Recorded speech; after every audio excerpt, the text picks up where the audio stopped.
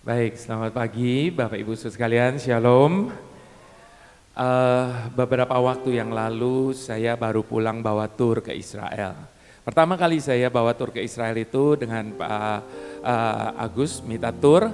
Nah kali ini saya bawa terakhir, dan setelah beberapa kali saya bawa tur ke Israel ini saya baru sadar yang namanya Danau Galilea, meskipun itu danau, tapi besarnya luar biasa. Dan pada waktu saya tiba di sana, cuacanya lagi buruk sekali, hujan keras, angin kencang, dan ombaknya betul-betul besar. Jadi karena ombak demikian besar, kami tidak diizinkan untuk naik ke perahu di atas danau itu. Nah karena tidak diizinkan naik perahu, jadi pada waktu itu saya merenung di tepi danau itu, dan saya diingatkan Tuhan akan dua kejadian dahsyat yang pernah terjadi di danau itu. Tapi sayangnya dua kejadian dahsyat itu dua-duanya menggambarkan tentang ketakutan. Kejadian yang pertama, Tuhan Yesus tidak ada bersama-sama dengan muridnya, tapi kejadian yang pertama Tuhan Yesus ada bersama dengan muridnya, tapi dia tertidur. Lalu angin sakal mengombang-ambingkan perahu itu, lalu kemudian murid-murid itu merasa begitu ketakutan sampai mereka pikir mereka akan binasa. Padahal Tuhan Yesus ada bersama dengan mereka. Kejadian yang kedua, Bapak Ibu Saudara, Tuhan Yesus tidak ada bersama dengan mereka. Tapi pada waktu yang tepat Tuhan Yesus datang dengan berjalan di atas air. Namun kedatangan Tuhan yang dramatis itu tidak membuat murid-muridnya merasa tenang, namun justru membuat mereka semakin ketakutan.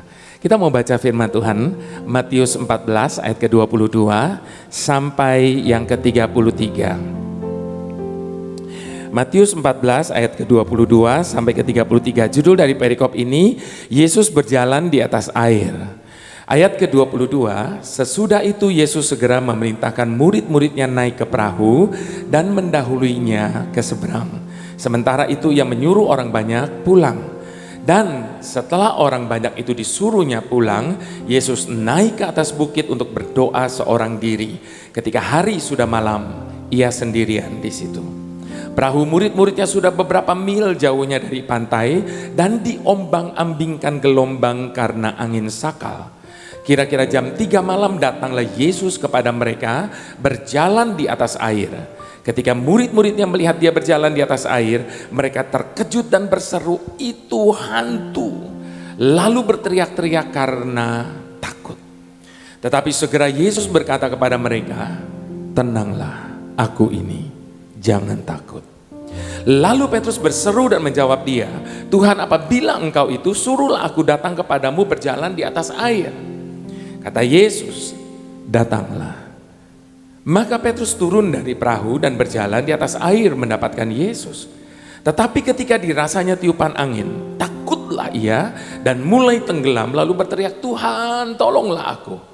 Segera Yesus mengulurkan tangannya dan memegang dia dan berkata, "Hai orang yang kurang percaya, mengapa engkau bimbang?" Lalu mereka naik ke perahu dan angin pun redalah. Dan orang-orang yang ada di perahu menyembah dia, katanya, "Sesungguhnya engkau anak Allah." Bapak Ibu Saudara, murid-murid Yesus bergaul karib. Mereka jalan bersama, mereka makan bersama, bahkan di hadapan mata kepala mereka sendiri mereka menyaksikan bagaimana Tuhan Yesus melakukan mujizat-mujizat yang dahsyat. Lalu bagaimana mungkin mereka bisa tidak mengenali Tuhan? Jadi ternyata Bapak Ibu Saudara, badai dalam hidup ini seringkali bisa mengaburkan pandangan kita akan kehadiran Tuhan dalam hidup kita. Yang menjadi pertanyaannya Bapak Ibu Saudara, kenapa tadi Petrus bisa jalan di atas air, lalu kenapa kemudian Petrus yang sama dia tenggelam? Firman Tuhan tadi mencatat ketika Petrus melihat Tuhan Yesus berjalan di atas air, lalu apa yang dia lakukan? Dia keluar dari perahunya dan dia juga berjalan di atas air. Dengan kata lain Bapak Ibu Saudara, pada waktu Petrus menunjukkan pandangannya kepada Tuhan, maka dia melakukan perkara-perkara yang besar. Namun ketika Petrus mulai mengalihkan pandangannya daripada Tuhan, dia mulai melihat apa yang terjadi di sekelilingnya, angin sakal, air yang bergejolak di bawahnya, maka seluruh pemandangan itu membuat Petrusnya tenggelam.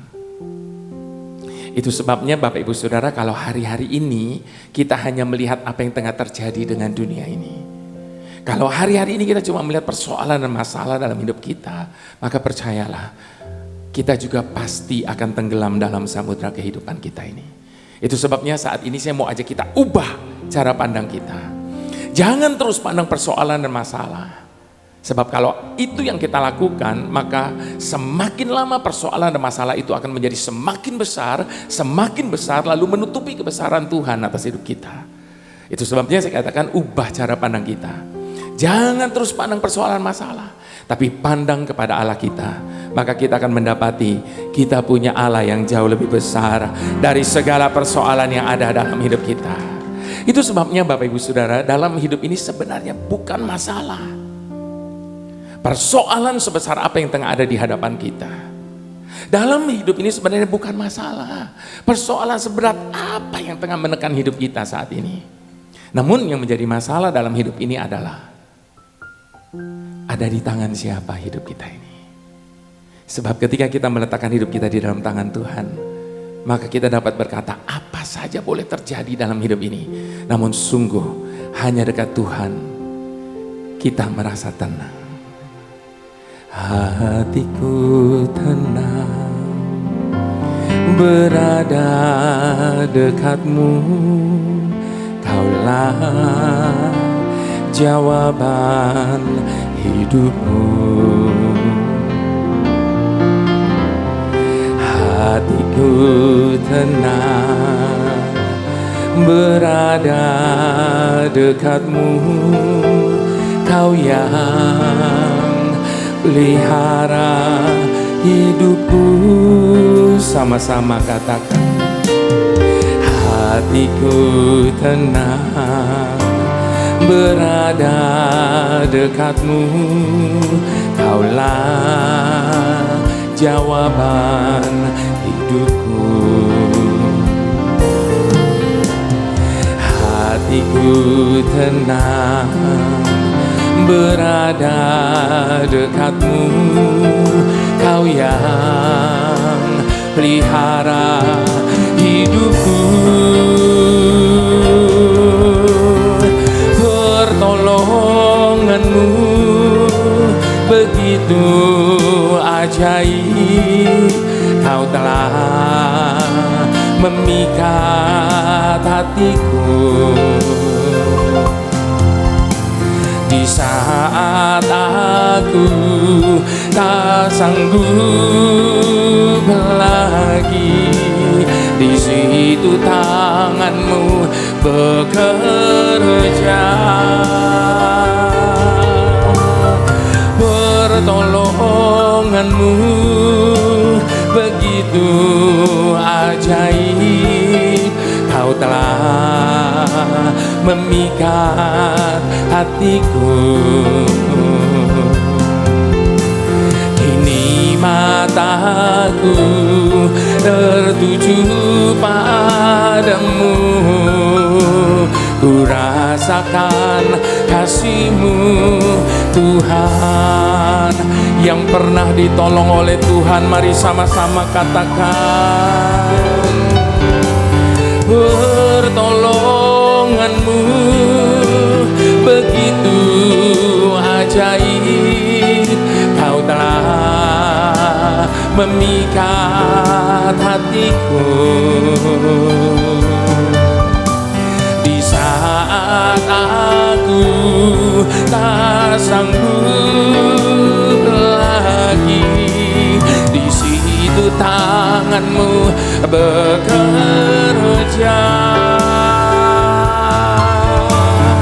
Pertolongan-Mu begitu ajaib, Kau telah memikat hatiku. Kini mataku tertuju padamu, ku rasakan kasih-Mu Tuhan. Satu kali ada seorang wanita Sirofenisia, anaknya kerasukan setan, dan dia meminta tolong kepada Tuhan untuk melepaskan anaknya dari kuasa jahat. Tapi Tuhan Yesus tidak mempedulikannya. Dia tidak putus asa. Dia terus berteriak-teriak meminta pertolongan dari Tuhan. Murid-murid Tuhan Yesus suruh dia diam. Bahkan Tuhan Yesus berkata, aku hanya diutus bagi domba-domba yang hilang di Israel. Tapi wanita ini tidak pernah mau menyerah. Dia datang lebih mendekat lagi, dia tersungkur, dia menyembah. Tuhan Yesus tetap tidak bergeming. Bahkan Tuhan Yesus merendahkan wanita ini dengan berkata, biarkan anak-anak makan sampai kenyang terlebih dahulu. Sebab tidak patut mengambil roti yang disediakan bagi anak-anak dan melemparkannya kepada anjing. Bapak Ibu sudah bayangkan kalau kita yang ada dalam situasi wanita itu. Tapi wanita ini justru malah merendahkan dirinya lebih lagi dengan menjawab, benar Tuhan. Tetapi anjing di kolong meja juga memakan remah-remah yang jatuh dari atas meja. Wanita ini lulus ujian imannya. Dan Tuhan Yesus memuji ketangguhan wanita ini. Itu sebabnya dia berkata, oleh karena kata-katamu itu, sekarang pulanglah, anakmu sudah dilepaskan. Bapak Ibu Saudara, mungkin selama ini kita sudah berteriak, berseru sama Tuhan, meminta pertolongan daripada Tuhan. Namun seakan-akan Tuhan itu tidak peduli. Seakan-akan Tuhan itu berpangku tangan. Yang menjadi pertanyaannya, how low can you go? Seberapa rendah kita bisa datang di hadapan Tuhan, sebagaimana halnya wanita Sirofenisia ini, dan mengakui bahwa dia punya terlalu banyak cara untuk menolong setiap kita, dan percaya bahwa Tuhan itu menolong kita, itu pasti. Namun sayangnya Bapak Ibu Saudara, seringkali pertolongan Tuhan itu datang dalam hidup kita justru di detik-detik terakhir dari batas kesabaran kita. Seringkali pertolongan Tuhan itu datang justru di detik-detik terakhir dari batas pengharapan, bahkan kepercayaan kita kepada Tuhan. Saat ini Bapak Ibu Saudara, biarlah sebagaimana halnya wanita Sirofenisia itu, biarlah kita boleh tetap percaya bahwa dia tidak akan pernah sekalipun mengecewakan orang yang meletakkan pengharapannya di dalam Tuhan. Apapun keadaan kita, bagaimanapun situasi hidup kita saat ini, mari sekali lagi sama-sama, saya mau ajak kita mengadakan pengakuan di hadapan Tuhan. Dengan bersama-sama kita berkata, hatiku tenang berada dekatmu, kaulah jawaban hidupku. Hatiku tenang berada dekatmu, kau yang pelihara hidupku. Pertolonganmu begitu ajaib, kau telah memikat hatiku. Di saat aku tak sanggup lagi, di situ tanganmu bekerja. Pertolonganmu begitu ajaib, kau telah memikat hatiku. Kini mataku tertuju padamu, ku rasakan kasih-Mu.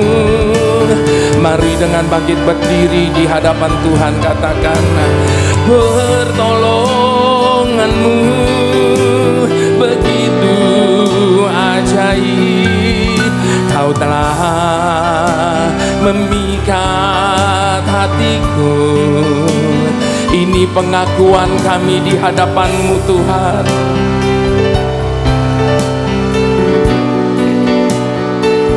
Ini kepercayaan kami.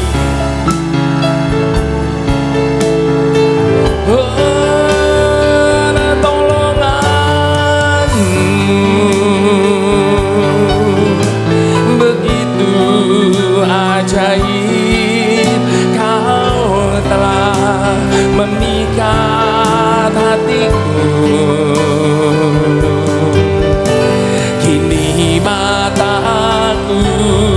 tertuju padamu. Ku rasakan kasih-Mu Tuhan. Sekali lagi sama-sama katakan, pertolongan-Mu begitu ajaib, Kau telah memikat hatiku. Di saat aku tak sanggup lagi, di situ tangan-Mu bekerja. Pertolongan-Mu begitu ajaib, Kau telah memikat hatiku. Kini mataku tertuju padamu. Ku rasakan kasih-Mu Tuhan. Kini mataku tertuju padamu. Ku rasakan kasih-Mu Tuhan. Kini mataku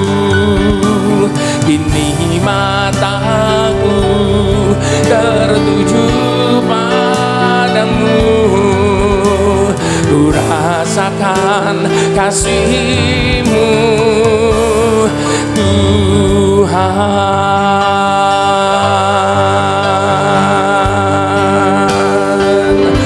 Kau selalu punya cara untuk menolongku. Kau selalu punya jalan keajaiban-Mu. Kau dahsyat dalam segala perbuatan-Mu, dan ku tenang di dalam cara-Mu. Kau selalu punya cara untuk menolongku. Kau selalu punya jalan, selalu ada jalan di dalam Engkau Tuhan. Kau dahsyat dalam segala perbuatan-Mu, dan ku tenang di dalam cara-Mu, dan ku tenang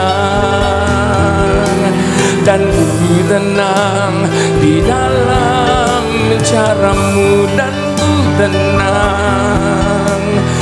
ku tenang di dalam cara-Mu.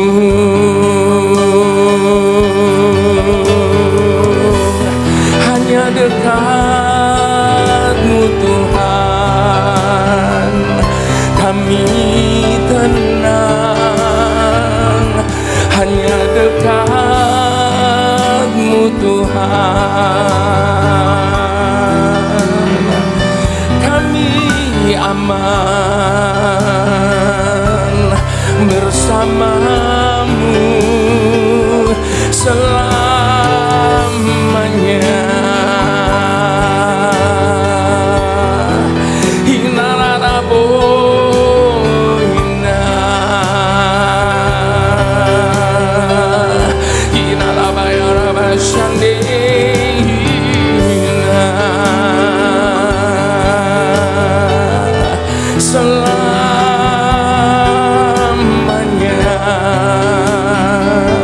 Takkan pernah berhenti, kami percaya.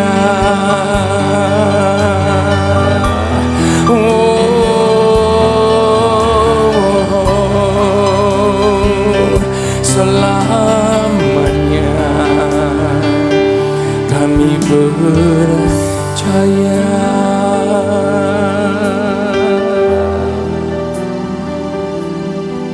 Di hadapan-Mu saat ini Bapa, Kami mau cabut kembali semua perkataan yang tidak benar tentang Engkau yang pernah keluar dari mulut kami di hadapan-Mu. Pada saat kami sedang menghadapi banyak hal yang kami tidak bisa mengerti, mengapa semuanya harus terjadi, mengapa semuanya harus kami alami. Maafkan kami Bapa. Kami mau cabut kembali semua perkataan yang tidak benar itu. Dan sebaliknya di hadapan-Mu, kami mau ganti dengan pernyataan setuju dengan Engkau Tuhan. Apapun yang Kau buat, apapun yang Engkau izinkan terjadi atas hidup kami, sekalipun kami belum bisa pahami, kami tetap mau setuju dengan Engkau. Sebab kami percaya tidak akan pernah sekalipun Engkau merancangkan yang buruk atas hidup kami. Melewati segala musim dalam hidup kami, sudah kami buktikan sendiri. Sungguh, Engkau telah menjadi Bapa yang bisa kami percayai. Terima kasih Bapa. Terima kasih Bapa. Terima kasih. Silakan Bapak Ibu Saudara duduk kembali dalam hadirat Tuhan. Bapak Ibu Saudara, sekalipun kita tahu bahwa pertolongan Tuhan itu selalu ada dalam hidup kita, tetapi tetap harus kita akui bahwa hidup ini memang berat. Hidup ini tidak mudah. Ini kenyataan yang harus kita hadapi dan jalani. Hidup ini memang berat. Namun Bapak Ibu Saudara, hidup ini akan menjadi lebih berat lagi jikalau kita menjalaninya dengan mengeluh dan menggerutu. Itu sebabnya ada terlalu banyak alasan kenapa Tuhan tidak suka ketika umatnya mengeluh dan menggerutu.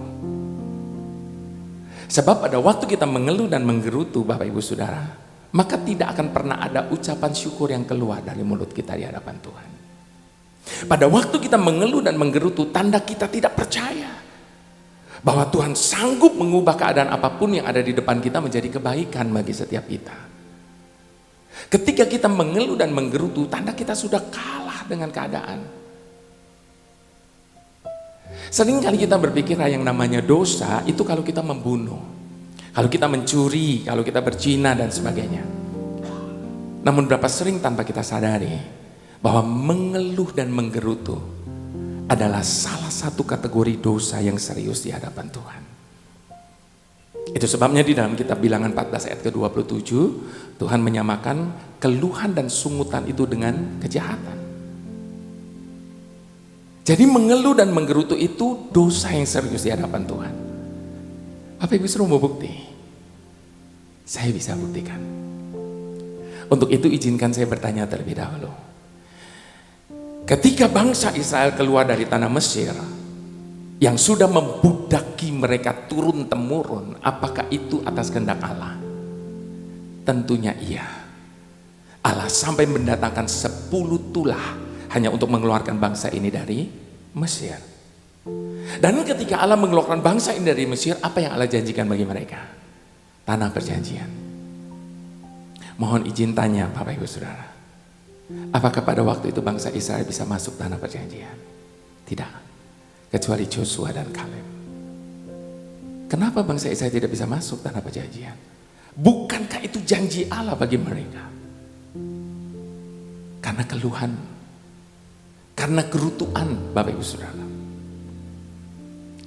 Pada waktu kami perjalanan dari Israel menuju Mesir, di dalam bus saat itu tour leader lokal kami membentangkan sebuah peta.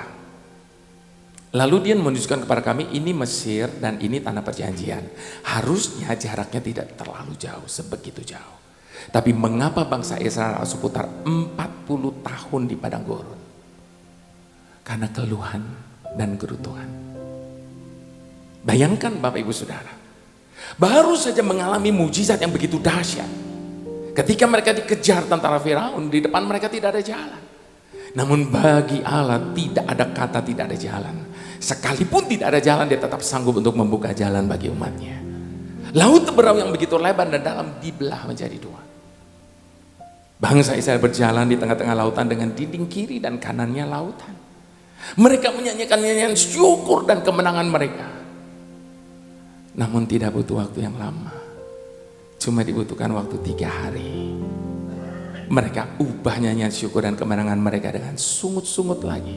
Ketika kemudian mereka tiba di Mara dan mereka mendapatkan air pahit di situ. Bapak Ibu Saudara, adalah sesuatu yang ironis. Kenapa saya katakan ironis? Bayangkan, untuk mengeluarkan bangsa Israel dari Mesir yang sudah membudaki mereka berabad-abad lamanya, namun bagi Allah hanya dibutuhkan waktu 10 hari. Namun dibutuhkan waktu 40 tahun untuk mengeluarkan Mesir dari pikiran dan hidup bangsa ini. 10 hari mengeluarkan Israel dari Mesir, 40 tahun mengeluarkan Mesir dari Israel.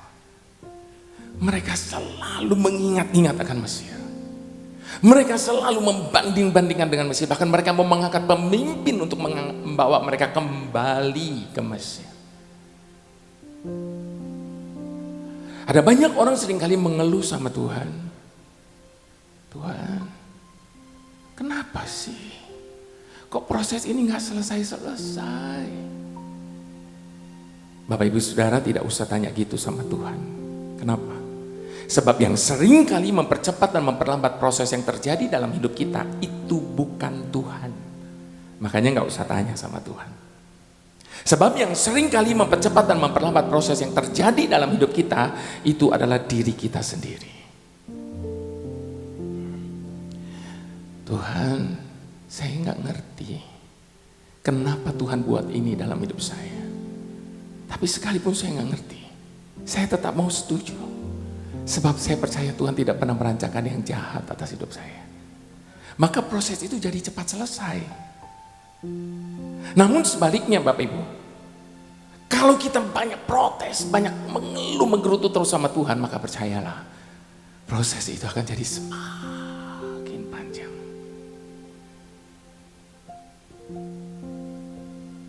Tuhan tidak menuntut kita untuk memahami segalanya. Sebab jalan pikirannya tidak akan pernah terselami. Firman Tuhan sudah ingatkan kita, jalan pikirannya jauh lebih tinggi, tidak terselami. Makanya Tuhan tidak menuntut kita untuk memahami segalanya. Yang Tuhan minta adalah kita taat, setia, dan percaya bahwa di balik segala sesuatu yang Tuhan buat dalam hidup kita, pasti Tuhan punya maksud dan tujuan. Apa yang menjadi maksud dan tujuan Tuhan atas hidup kita? Apapun itu, ngerti nggak ngerti, namun percayalah, ujung-ujungnya pasti akan mendatangkan kebaikan bagi setiap kita yang mengasihi Dia. Dalam segala perkara Tuhan punya rencana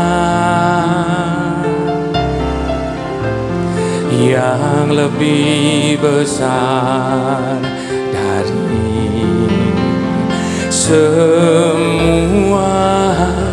yang terpikirkan. Apapun yang kau perbuat, tak ada maksud jahat. Sebab itu ku lakukan semua denganmu Tuhan. Ku tak akan menyerah pada apapun juga, sebelum ku coba semua yang ku bisa, tetapi ku berserah kepada kehendak-Mu.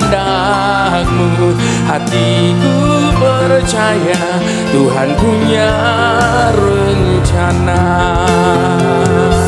Yang setuju dan percaya katakan, ku tak akan menyerah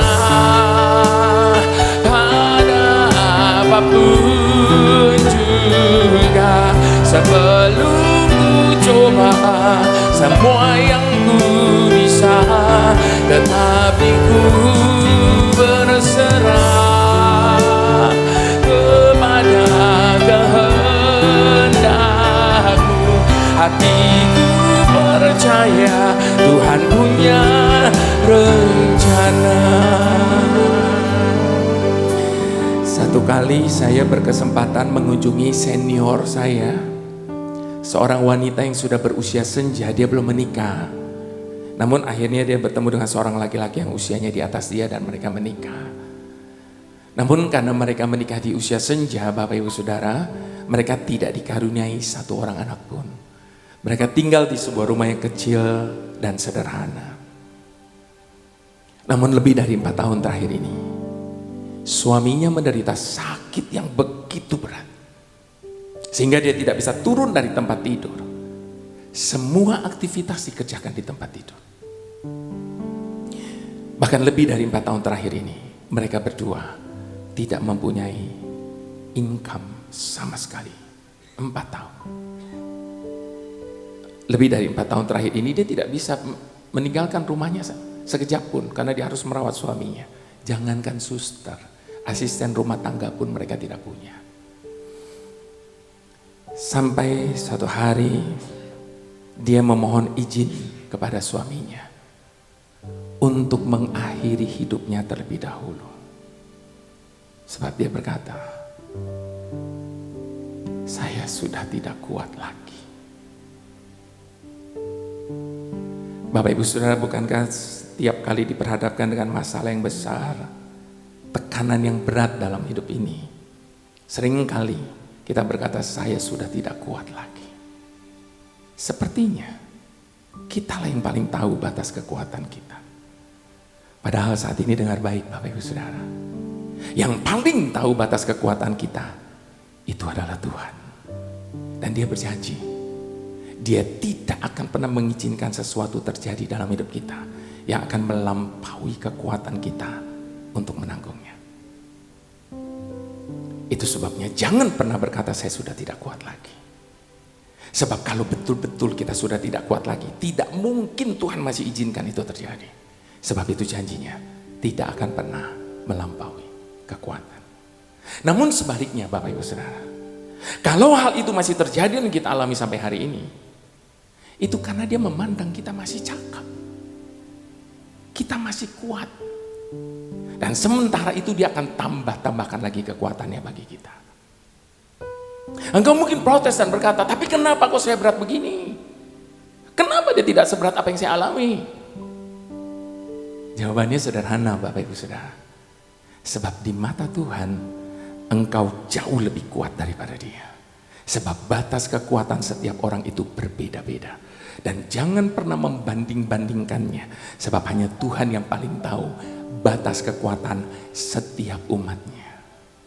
Itu sebabnya Bapak Ibu Saudara, dalam hidup ini cuma satu yang kita tidak pernah boleh, yaitu menyerah kepada keadaan.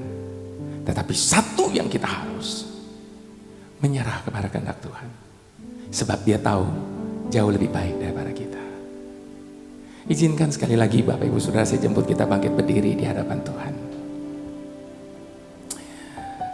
Di dalam setiap pelayanan saya Bapak Ibu Saudara, saya tidak pernah altar call. Bukan saya anti atau saya tidak setuju dengan altar call. Tapi bagi saya, dari detik pertama saya berdiri, saya mengajak kita untuk membangun iman percaya kita masing-masing. Memperkatakan di hadapan Tuhan dan mengambil komitmen di hadapan Tuhan. Dan itu altar call yang sesungguhnya. Itu sebabnya Bapak Ibu Saudara, jangan jadikan kata-kata ini hanya sebagai nyanyian. Engkau tidak akan dapat apa-apa. Tapi jadikan setiap kata-kata ini sebagai ungkapan iman percaya kita di hadapan Tuhan. Sementara kita memperkatakan kata-kata ini dengan iman di hadapan Tuhan, biarkan Tuhan berkata kepada setiap kita, sebagaimana Dia berkata kepada wanita Sirofenisia tadi, oleh karena kata-katamu itu, jadi sesuai dengan imanmu masing-masing. Dalam segala perkara, Tuhan punya rencana. yang lebih besar dari semua yang terpikirkan, apapun yang kau perbuat.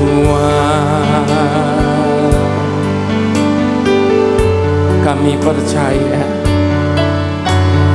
tak ada maksud jahat, sebab itu ku lakukan semua denganmu Tuhan.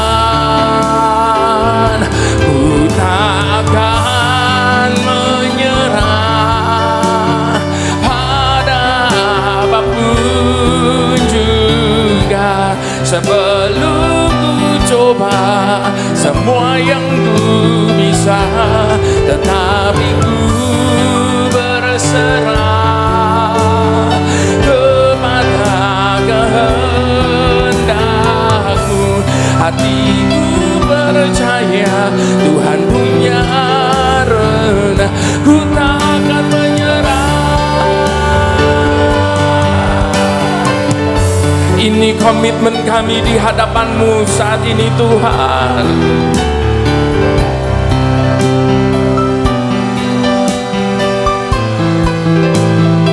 Ini janji kami di hadapan-Mu. Kami hanya berserah kepada kehendak-Mu Tuhan. Jadilah pada kami hanya seperti yang Kau ingin. Mari sekali lagi sama-sama dengan iman katakan, ku takkan menyerah pada apapun juga, sebelum ku coba semua yang ku bisa, tetapi ku berserah kepada kehendak-Mu. Hatiku percaya Tuhan punya rencana. Hatiku percaya, hatiku percaya Tuhan punya rencana. Hatiku percaya Tuhan punya rencana.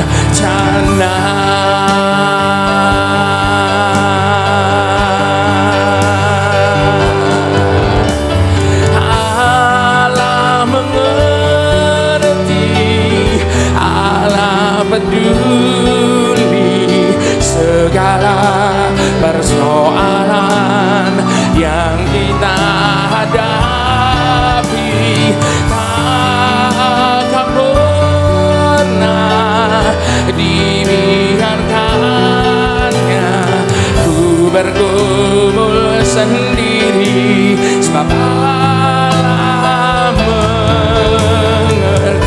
Allah mengerti, Allah mengerti, Allah peduli segala persoalan yang kita hadapi. Takkan pernah dibiarkannya ku bergumul sendiri, sebab Allah mengerti, sebab Allah mengerti, sebab Allah mengerti, sebab Allah peduli, sebab Allah peduli.